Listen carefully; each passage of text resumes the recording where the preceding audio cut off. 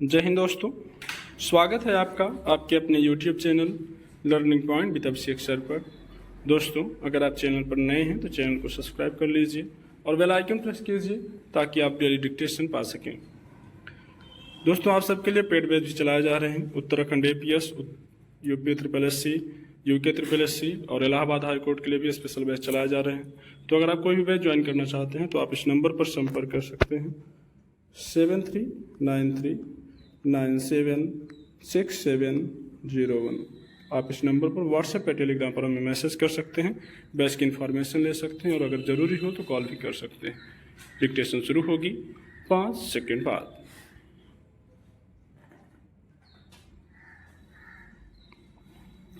यह आशंका पहले से थी कि नेपाल में भारी बरसात का बिहार पर भी व्यापक असर पड़ सकता है। अब नेपाल में बांधों से बड़े पैमाने पर पानी छोड़े जाने के बाद बिहार में जैसी तबाही मची है उससे गहरी चिंता पैदा हो गई है। बिहार के कई जिलों की नदियों में उफान आ गया है और अब बाढ़ का पानी जितने बड़े दायरे में फैल गया है उसे देखते हुए राज्य में अतीत में आई बाढ़ की त्रासद स्मृतियां ताजा हो गई हैं। गौरतलब है कि नेपाल में इस बार की बरसात का दबाव इतना ज्यादा है कि वहां कोसी बांध के कई दरवाजे खोलने की नौबत आ गई। नतीजतन बिहार में कई नदियों के तटबंध टूट गए और अब 19 जिलों में बाढ़ का पानी फैल चुका है। सैकड़ों गांवों में पानी भर गया है और 10 लाख लोग बुरी तरह प्रभावित हुए हैं।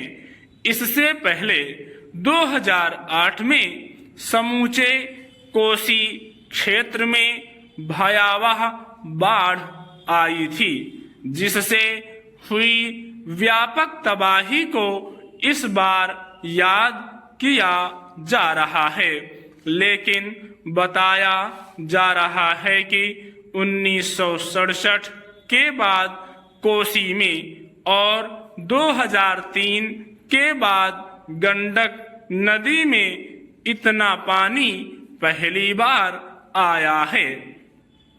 विडंबना यह है कि जब भी नेपाल में बारिश और बाढ़ अधिक होती है तो इसकी मार अनिवार्य रूप से बिहार पर पड़ती है। अगर बांधों के दरवाजे न खोले जाएं तो बांध के ही टूटने का खतरा बढ़ जाएगा, जिसके बाद की तबाही की कल्पना भी डरा देती है। करीब 7 दशक पहले भारत और नेपाल के बीच बाढ़ को नियंत्रित करने के लिए कोसी नदी परियोजना की शुरुआत की गई, मगर अब भी यह त्रासदी कायम है।